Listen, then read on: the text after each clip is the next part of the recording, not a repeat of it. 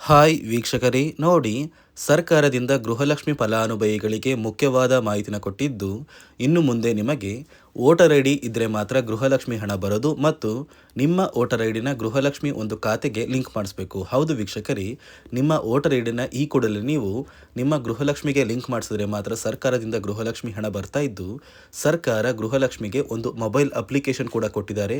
ಆ ಒಂದು ಅಪ್ಲಿಕೇಶನ್ ಮೂಲಕ ನಿಮ್ಮ ಮೊಬೈಲಲ್ಲೇ ನೀವು ಮರು ಅರ್ಜಿನ ಸಲ್ಲಿಸ್ಕೋಬಹುದು.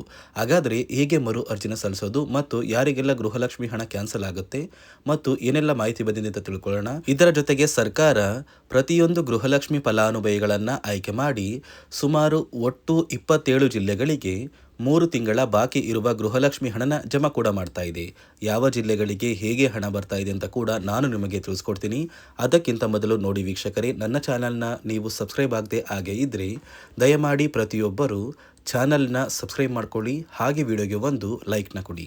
ಹೌದು ವೀಕ್ಷಕರೇ, ಸರ್ಕಾರ ಗೃಹಲಕ್ಷ್ಮಿ ಯೋಜನೆಗೆ ಇನ್ನು ಮುಂದೆ ವೋಟರ್ ಐ ಡಿನ ಕಡ್ಡಾಯ ಮಾಡಿದೆ. ನಿಮ್ಮ ಬಳಿ ವೋಟರ್ ಐ ಡಿ ಇದ್ದರೆ ಮಾತ್ರ ನಿಮ್ಮ ಬ್ಯಾಂಕ್ ಖಾತೆಗೆ ಹಣ ಬರೋದು ಮತ್ತು ಈ ಜುಲೈ ತಿಂಗಳಲ್ಲಿ ನೀವು ನಿಮ್ಮ ವೋಟರ್ ಐ ಡಿನ ಆದಷ್ಟು ಬೇಗ ಗೃಹಲಕ್ಷ್ಮಿಗೆ ಲಿಂಕ್ ಮಾಡಿಸ್ಬೇಕು. ಒಂದು ವೇಳೆ ನೀವು ಲಿಂಕ್ ಮಾಡಿಸಿಲ್ಲ ಅಂದರೆ ನಿಮ್ಮ ಬ್ಯಾಂಕ್ ಖಾತೆಗೆ ಹಣ ಬರೋದಿಲ್ಲ. ಇದರ ಜೊತೆಗೆ ಜಾತಿ ಪ್ರಮಾಣ ಪತ್ರ ಕೂಡ ಗೃಹಲಕ್ಷ್ಮಿ ಯೋಜನೆಗೆ ಕಡ್ಡಾಯವಾಗಿದ್ದು, ಈ 2 ದಾಖಲಾತಿಗಳನ್ನ ಹೊಂದಿದ್ದು ನೀವು ನಿಮ್ಮ ಮೊಬೈಲಲ್ಲೇ ಗೃಹಲಕ್ಷ್ಮಿಗೆ ಮರು ಅರ್ಜಿ ಹಾಕುವಾಗ ಈ ದಾಖಲಾತಿಗಳನ್ನ ಲಿಂಕ್ ಮಾಡಿದ್ರೆ ಮಾತ್ರ ಗೃಹಲಕ್ಷ್ಮಿ ಹಣ ಬರೋದು. ಇದರ ಜೊತೆಗೆ ಸರ್ಕಾರ ಗೃಹಲಕ್ಷ್ಮಿ ಫಲಾನುಭವಿಗಳಿಗೆ ಕಳೆದ 3 ತಿಂಗಳಿಂದ ಬರಬೇಕಾದ ಗೃಹಲಕ್ಷ್ಮಿ ಯೋಜನೆಯ ಪೆಂಡಿಂಗ್ ಇರುವ ಒಟ್ಟು 6,000 ಹಣನ ಜಮಾ ಮಾಡ್ತಾ ಇದೆ. ಕರ್ನಾಟಕದ ಕೆಲವು ಜಿಲ್ಲೆಗಳನ್ನು ಆಯ್ಕೆ ಮಾಡಿ, ಅಂದರೆ 25 ಜಿಲ್ಲೆಗಳನ್ನು ಆಯ್ಕೆ ಮಾಡಿ ಹಣ ಜಮಾ ಮಾಡ್ತಾ ಇದ್ದು, ಯಾವ ಜಿಲ್ಲೆಗಳಿಗೆ ಹಣ ಬರ್ತಾ ಇದೆ ಅಂತ ಕೂಡ ನಾನು ನಿಮಗೆ ತಿಳಿಸ್ಕೊಡ್ತಾ ಇದ್ದೀನಿ.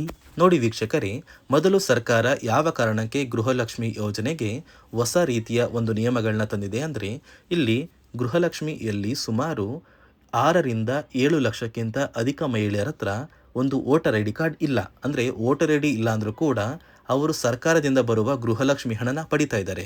ಮತ್ತು ಸಾಕಷ್ಟು ಫಲಾನುಭವಿಗಳ ಒಂದು ಬ್ಯಾಂಕ್ ಖಾತೆ ಏನಿದೆ, ಆ ಒಂದು ಬ್ಯಾಂಕ್ ಖಾತೆ ಹೊರ ರಾಜ್ಯದ ಬ್ಯಾಂಕ್ ಖಾತೆ ಆಗಿದೆ.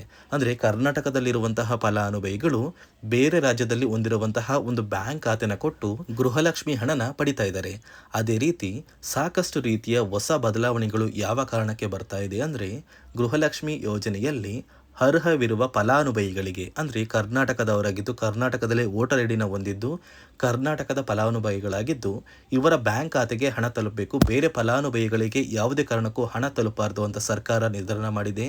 ಇದೇ ಕಾರಣಕ್ಕೆ ಸಾಕಷ್ಟು ಫಲಾನುಭವಿಗಳು ಗೃಹಲಕ್ಷ್ಮಿ ಯೋಜನೆಯ ಒಂದು ಅರ್ಹರ ಪಟ್ಟಿಯಿಂದ ಕ್ಯಾನ್ಸಲ್ ಆಗ್ತಾ ಇದ್ದಾರೆ.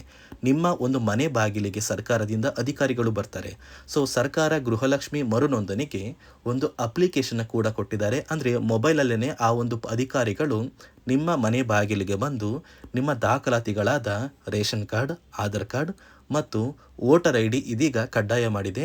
ಅದೇ ರೀತಿ ಜಾತಿ ಪ್ರಮಾಣ ಪತ್ರ ಬೇಕಾಗುತ್ತಂತ ನೀವು ಕೇಳಿದ್ರೆ, ಸದ್ಯಕ್ಕೆ ಸರ್ಕಾರ ಯಾವುದೇ ರೀತಿಯ ಜಾತಿ ಪ್ರಮಾಣ ಪತ್ರನ ಕೇಳ್ತಾ ಇಲ್ಲ. ಬದಲಿಗೆ ನಿಮ್ಮ ಒಂದು ಪತಿಯ ಆಧಾರ್ ಕಾರ್ಡ್, ನಿಮ್ಮ ಆಧಾರ್ ಕಾರ್ಡ್, ನಿಮ್ಮ ಒಂದು ವೋಟರ್ ಐ ಡಿ ಮತ್ತು ನಿಮ್ಮ ಒಂದು ಮನೆಯ ರೇಷನ್ ಕಾರ್ಡ್ನ ಕೊಟ್ಟು ನೀವು ಗೃಹಲಕ್ಷ್ಮಿಗೆ ಮರು ನೋಂದಣಿನ ಮಾಡ್ಕೋಬೇಕು. ಈ ಒಂದು ಕೆಲಸನ ಮಾಡೋದು ಗ್ರಾಮದಿಂದ ಕೆಲವು ಅಧಿಕಾರಿಗಳು ಬರ್ತಾರೆ. ಅಂದರೆ ಗ್ರಾಮ ಅಭಿವೃದ್ಧಿ ಇಲಾಖೆಯಿಂದ ಕೆಲವೊಂದು ಅಧಿಕಾರಿಗಳು ಬಂದರೆ ಅಂಗನವಾಡಿಯ ಕಾರ್ಯಕರ್ತರು ಕೂಡ ನಿಮ್ಮ ಮನೆ ಬಾಗಿಲಿಗೆ ಬಂದು ಪ್ರತಿ ಫಲಾನುಭವಿಗಳ ದಾಖಲಾತಿಗಳನ್ನ ಎಂಟ್ರಿ ಮಾಡ್ಕೊಂಡು ಹೋಗ್ತಾರೆ. ಸೊ ಆ ಒಂದು ಫಲಾನುಭವಿಗಳು ಎಂಟ್ರಿ ಮಾಡಿದ ನಂತರ ಸರ್ಕಾರದಿಂದ ನಿಮಗೆ ಒಂದು ನೋಟಿಫಿಕೇಶನ್ ಬರುತ್ತೆ. ನಿಮ್ಮ ಮೊಬೈಲ್ ನಂಬರ್ ಏನಿದೆ ಆ ಒಂದು ಮೊಬೈಲ್ ನಂಬರ್ಗೆ ಒಂದು ಮೆಸೇಜ್ ಬರುತ್ತೆ. ಅಂದರೆ ನಿಮ್ಮ ಗೃಹಲಕ್ಷ್ಮಿ ಮರು ನೋಂದಣಿ ಅರ್ಜಿನ ನಾವು ಸ್ವೀಕಾರ ಮಾಡಿದ್ದೀವಿ ಮತ್ತು ಮುಂದಿನ ದಿನಗಳಲ್ಲಿ ನಿಮ್ಮ ಒಂದು ಗೃಹಲಕ್ಷ್ಮಿ ಹಣನ ನಿಮ್ಮ ಬ್ಯಾಂಕ್ ಖಾತೆಗೆ ಜಮಾ ಮಾಡ್ತೀವಿ ಅಂತ ಸರ್ಕಾರದಿಂದಲೇ ಒಂದು ಮೆಸೇಜ್ನ ಕಳಿಸ್ತಾರೆ. ಆದರೆ ನೀವು ನಿಮ್ಮ ಮೊಬೈಲ್ ನಂಬರ್ನ ಆಕ್ಟಿವ್ ಆಗಿರುವಂತಹ ಮೊಬೈಲ್ ನಂಬರ್ನ ಕೊಡಬೇಕು. ಯಾಕಂದರೆ ನಿಮ್ಮ ಬ್ಯಾಂಕ್ ಖಾತೆಗೆ ಲಿಂಕ್ ಆಗಿರುವಂತಹ ಮೊಬೈಲ್ ನಂಬರ್ ಬೇರೆ ಇರುತ್ತೆ ಮತ್ತು ನೀವು ಹೊಂದಿರುವಂತಹ ಒಂದು ಮೊಬೈಲ್ ನಂಬರ್ ಬೇರೆ ಇರುತ್ತೆ. ಇದೇ ಕಾರಣಕ್ಕೆ ಕರೆಕ್ಟ್ ಆಗಿರುವಂತಹ ಒಂದು ಮೊಬೈಲ್ ನಂಬರ್ನ ಕೊಟ್ಟರೆ ಆದಷ್ಟು ಬೇಗ ನೀವು ಮರು ಅರ್ಜಿನ ಹಾಕಿ ಗೃಹಲಕ್ಷ್ಮಿ ಹಣನ ಪಡ್ಕೋಬೋದು. ಅದೇ ರೀತಿ ನೀವು ಹೊಂದಿರುವ ಬ್ಯಾಂಕ್ ಖಾತೆ ಏನಿದೆ ಆ ಒಂದು ಬ್ಯಾಂಕ್ ಖಾತೆನ ನೀವು ಆ್ಯಕ್ಟಿವ್ ಆಗಿ ಇಟ್ಕೋಬೇಕು. ಅಂದರೆ ಯಾವುದೇ ರೀತಿಯ ಒಂದು ವಹಿವಾಟನ್ನು ನಡೆಸ್ತಾ ಇಲ್ಲ ಅಂದರೆ ನಿಮ್ಮ ಒಂದು ಬ್ಯಾಂಕ್ ಖಾತೆಗೆ ಗೃಹಲಕ್ಷ್ಮಿ ಹಣ ಖಂಡಿತವಾಗಿಯೂ ಬರೋದಿಲ್ಲ. ಅದೇ ರೀತಿ ನೋಡಿ ವೀಕ್ಷಕರೇ, ನಿಮ್ಮ ಮನೆಯ ಕುಟುಂಬರು ಅಂದರೆ ಗೃಹಲಕ್ಷ್ಮಿ ಯೋಜನೆಯ ಒಂದು ಸದಸ್ಯ ಏನಾರನ್ನು ಮರಣ ಹೊಂದಿದ್ದು ಅವರ ಬದಲಾಗಿ ನೀವು ಅಪ್ಲಿಕೇಶನ್ ಹಾಕ್ತೀವಿ ಅಂದರೆ ಅದು ಸಾಧ್ಯವಿಲ್ಲ. ಯಾಕಂದರೆ ನಿಮ್ಮ ಒಂದು ರೇಷನ್ ಕಾರ್ಡಲ್ಲಿ ಮನೆಯ ಯಜಮಾನಿ ಯಾರಿರ್ತಾರೆ ಅವರೇ ಮಾತ್ರ ಗೃಹಲಕ್ಷ್ಮಿ ಯೋಜನೆಗೆ ಅರ್ಹರಾಗಿರ್ತಾರೆ. ಒಂದು ವೇಳೆ ಮನೆಯ ಸದಸ್ಯರು ಯಜಮಾನಿಯಾಗಿದ್ದು ಅವರು ಮರಣ ಹೊಂದಿದ್ರೆ ನೀವು ಗೃಹಲಕ್ಷ್ಮಿ ಯೋಜನೆಗೆ ಅಪ್ಲಿಕೇಶನ್ ಹಾಕೋದಕ್ಕೆ ಆಗೋದಿಲ್ಲ. ಮೊದಲು ನಿಮ್ಮ ಮನೆಯಲ್ಲಿ ಇರುವಂತಹ ಒಂದು ಹೆಣ್ಣು ಮಗಳು ಅಂದರೆ ಮಹಿಳೆ, ನಿಮ್ಮ ಒಂದು ಪತ್ನಿ ಇರ್ಬೋದು ಅಥವಾ ನಿಮ್ಮ ಒಂದು ತಾಯಿ ಇರ್ಬೋದು, ಅವ್ರನ್ನ ಮನೆಯ ಯಜಮಾನಿ ನೀವು ಮಾಡಬೇಕಾಗುತ್ತೆ. ಸೊ ಮನೆಯ ಯಜಮಾನಿ ಮಾಡಿದ ನಂತರ ಮಾತ್ರ ನೀವು ಗೃಹಲಕ್ಷ್ಮಿಯ ಸೌಲಭ್ಯನ ಪಡ್ಕೋಬೋದು. ಒಂದು ವೇಳೆ ನೀವು ಗೃಹಲಕ್ಷ್ಮಿಗೆ ಹೊಸದಾಗಿ ಅರ್ಜಿ ಹಾಕಬೇಕು ಅಂದರೆ ಇದೀಗ ಸರ್ಕಾರ ಅದಕ್ಕೂ ಕೂಡ ಕರ್ನಾಟಕ ಒನ್, ಗ್ರಾಮ ಒನ್ ಅಥವಾ ಬೆಂಗಳೂರು ಒನ್ ಸೇವಾ ಕೇಂದ್ರದಲ್ಲಿ ಅವಕಾಶ ಮಾಡಿಕೊಟ್ಟಿದೆ. ಆದರೆ ಮೊದಲ ಥರ ಇವಾಗ ನೀವು ಅರ್ಜಿನ ಹಾಕೋದಕ್ಕೆ ಆಗೋದಿಲ್ಲ. ಬದಲಿಗೆ ನಿಮ್ಮ ರೇಷನ್ ಕಾರ್ಡ್ನ ತೊಗೊಂಡೋಗ್ಬೇಕು, ನಿಮ್ಮ ಆಧಾರ್ ಕಾರ್ಡ್ನ ತೊಗೊಂಡೋಗ್ಬೇಕು, ನಿಮ್ಮ ಒಂದು ಪತಿಯ ಆಧಾರ್ ಕಾರ್ಡ್ನ ಕೂಡ ತೊಗೊಂಡೋಗ್ಬೇಕಾಗುತ್ತೆ, ನಿಮ್ಮ ವೋಟರ್ ಐ ಡಿ ಕೂಡ ಕಡ್ಡಾಯವಾಗುತ್ತೆ. ನಿಮ್ಮ ವೋಟರ್ ಐ ಡಿ ನಿಮ್ಮ ಹತ್ರ ಇದ್ದರೆ ಮಾತ್ರ ನೀವು ಗೃಹಲಕ್ಷ್ಮಿ ಯೋಜನೆಯ ಒಂದು ಅರ್ಹತೆಯನ್ನು ಪಡ್ಕೋತೀರಾ. ಒಂದು ವೇಳೆ ವೋಟರ್ ಐ ಡಿ ಇಲ್ಲ, ರೇಷನ್ ಕಾರ್ಡ್ ಇದೆ, ಆಧಾರ್ ಕಾರ್ಡ್ ಇದೆ ಅಂದರೆ ಇನ್ನು ಮುಂದೆ ನಿಮ್ಮ ಬ್ಯಾಂಕ್ ಖಾತೆಗೆ ಸರ್ಕಾರ ಗೃಹಲಕ್ಷ್ಮಿ ಹಣನ ಖಂಡಿತವಾಗಿಯೂ ಜಮಾ ಮಾಡೋದಿಲ್ಲ. ಯಾಕಂದರೆ ಪ್ರತಿ ವರ್ಷವೂ ಕೂಡ ಸರ್ಕಾರ ವೋಟರ್ ಐ ಡಿನ ಬಿಡುಗಡೆ ಮಾಡುತ್ತೆ, ಅಂದರೆ ವೋಟರ್ ಲಿಸ್ಟ್ನ ಬಿಡುಗಡೆ ಮಾಡುತ್ತೆ. ಈ ಒಂದು ಲಿಸ್ಟಲ್ಲಿ ಕೆಲವು ಫಲಾನುಭವಿಗಳ ಒಂದು ಹೆಸರನ್ನ ಕ್ಯಾನ್ಸಲ್ ಮಾಡುತ್ತೆ. ಒಂದು ವೇಳೆ ನಿಮ್ಮ ವೋಟರ್ ಐ ಡಿ ಏನಾದರೂ ಕ್ಯಾನ್ಸಲ್ ಆಗಿದ್ದರೆ ನಿಮ್ಮ ಬ್ಯಾಂಕ್ ಖಾತೆಗೆ ಗೃಹಲಕ್ಷ್ಮಿ ಹಣನ ಸರ್ಕಾರ ಕ್ಯಾನ್ಸಲ್ ಮಾಡುತ್ತೆ. ಈ ಕೂಡಲೇ ನೀವು ನಿಮ್ಮ ದಾಖಲಾತಿಗಳು ಎಲ್ಲ ಕೂಡ ಸರಿ ಇದೆ ಅಂತ ತಿಳ್ಕೊಳ್ಳಿ. ಹಾಗಾದರೆ ಮಾತ್ರ ನೀವು ಗೃಹಲಕ್ಷ್ಮಿ ಯೋಜನೆಗೆ ಅರ್ಹರಾಗಿರ್ತೀರ. ಸರ್ಕಾರ ಯಾವ ಕಾರಣಕ್ಕೆ ಈ ರೀತಿಯ ಹೊಸ ಬದಲಾವಣೆಗಳನ್ನ ತರ್ತಾ ಇದೆ ಅಂದರೆ ಇಲ್ಲಿಯವರೆಗೂ ಸುಮಾರು 60 ಕೋಟಿಗಿಂತ ಅಧಿಕ ಮೊತ್ತನ ಸರ್ಕಾರ ನಷ್ಟ ಮಾಡಿಕೊಂಡಿದೆ. ಅಂದರೆ ಫಲಾನುಭವಿಗಳು ನಮ್ಮ ಕರ್ನಾಟಕದವರೇ ಅಲ್ಲ, ಅಂತಹ ಫಲಾನುಭವಿಗಳಿಗೂ ಕೂಡ ಸರ್ಕಾರದಿಂದ ಹಣ ಹೋಗಿದೆ ಮತ್ತು ಸಾಕಷ್ಟು ಫಲಾನುಭವಿಗಳು ಮರಣ ಹೊಂದಿದ್ದಾರೆ. ಅಂತಹ ಫಲಾನುಭವಿಗಳಿಗೂ ಕೂಡ ಹಣ ಹೋಗ್ತಾ ಇದೆ ಮತ್ತು ಫಲಾನುಭವಿಗಳು ಹೊಂದಿರುವ ಬ್ಯಾಂಕ್ ಖಾತೆ ಕೂಡ ಆ್ಯಕ್ಟಿವ್ ಇಲ್ಲ. ಅಂತಹ ಫಲಾನುಭವಿಗಳಿಗೂ ಕೂಡ ಹಣ ಹೋಗಿದೆ ಮತ್ತು ಸಾಕಷ್ಟು ಫಲಾನುಭವಿಗಳು ಏನು ಮಾಡಿದ್ದಾರೆ ಅಂದರೆ ಅವರ ಮನೆ ಕುಟುಂಬದ ಯಜಮಾನಿ ಅಂದರೆ ಹೆಡ್ ಆಫ್ ದ ಫ್ಯಾಮಿಲಿ ಇರ್ತಾರಲ್ಲ, ಸೊ ಆ ಒಂದು ಮಹಿಳೆ ಮರಣ ಹೊಂದಿರ್ತಾರೆ. ಸೊ ಏನೋ ಒಂದು ಕಾರಣದಿಂದ ಮರಣ ಹೊಂದಿದ್ದು ಅವರ ಬ್ಯಾಂಕ್ ಖಾತೆಗೆ ಬರುವ ಗೃಹಲಕ್ಷ್ಮಿ ಹಣನ ಒಂದು ATM ಮೂಲಕ ವಿತ್ಡ್ರಾ ಮಾಡಿದ್ದಾರೆ ಮತ್ತು ಫೋನ್ಪೇ ಮೂಲಕ ಟ್ರಾನ್ಸ್ಫರ್ ಮಾಡ್ಕೊಂಡಿದ್ದಾರೆ. ಇದೀಗ ಸರ್ಕಾರ ಈ ರೀತಿಯ ಒಂದು ಹೊಸ ಬದಲಾವಣೆಗಳನ್ನ ಜಾರಿಗೆ ತಂದರೆ ಯಾರಿಗೂ ಕೂಡ ಗೃಹಲಕ್ಷ್ಮಿ ಹಣ ಮೋಸ ಆಗೋದಿಲ್ಲ ಮತ್ತು ಪ್ರತಿ ಫಲಾನುಭವಿಗಳಿಗೆ ಹಣ ಬಂದೇ ಬರುತ್ತೆ ಅಂತ ಆದೇಶ ಕೊಟ್ಟಿದೆ.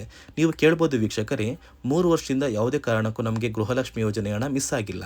ಸೊ ಇದೀಗ ಏನಕ್ಕೆ ಸಡನ್ ಆಗಿ ಈ ಥರ ಬದಲಾವಣೆಗಳು ಬರ್ತಾ ಇದೆ ಅಂದರೆ ಸರ್ಕಾರದಿಂದ ಕೆಲವು ಅಧಿಕಾರಿಗಳು ಒಂದು ಚರ್ಚೆ ನಡೆಸಿದ್ದಾರೆ. ಒಂದು ಸಭೆಯಲ್ಲಿ ಗೃಹಲಕ್ಷ್ಮಿ ಯೋಜನೆಯ ಕುರಿತು ಒಂದು ಸಭೆ ಮಾಡಿದಾಗ ಅಲ್ಲಿ ಗೃಹಲಕ್ಷ್ಮಿ ಯೋಜನೆಯಲ್ಲಿ ಸಾಕಷ್ಟು ರೀತಿಯ ಲೋಪದೋಷಗಳು ಕಂಡು ಬಂದಿದೆ. DBT ಮೂಲಕ ನಿಮ್ಮ ಬ್ಯಾಂಕ್ ಖಾತೆಗೆ ಹಣನ ಹಾಕಬೇಕಾದ್ರೆ ಸಾಕಷ್ಟು ಫಲಾನುಭವಿಗಳಿಗೆ ಹಣ ಹೋಗ್ತಾ ಇದೆ. ಸಾಕಷ್ಟು ಫಲಾನುಭವಿಗಳಿಗೆ ಹಣ ಹೋಗಿದ್ರು ಅವರ ಬ್ಯಾಂಕ್ ಖಾತೆಗೆ ಜಮಾ ಆಗ್ತಾ ಇಲ್ಲ, ಬದಲಿಗೆ ಆ ಒಂದು ಹಣ DBTಯಲ್ಲೇ ಸ್ಟಕ್ ಆಗ್ತಾ ಇದೆ. ಮತ್ತು ಸರ್ಕಾರಕ್ಕೂ ಕೂಡ ಆ ಒಂದು ಹಣ ಬರ್ತಾ ಇಲ್ಲ. ಮತ್ತು ಸರ್ಕಾರ ಹಾಕಿರುವ ಹಣ ಇನ್ನೂ ಕೂಡ ಹಾಗೇ ಇದೆ. ಸಾಕಷ್ಟು ಫಲಾನುಭವಿಗಳು ಆ ಒಂದು ಹಣನ ಯೂಸ್ ಕೂಡ ಮಾಡ್ತಾ ಇಲ್ಲ, ಅಂದರೆ ಅದು ಬ್ಯಾಂಕ್ ಖಾತೆಯಲ್ಲಿ ಹಂಗೇನೆ ಇದೆ.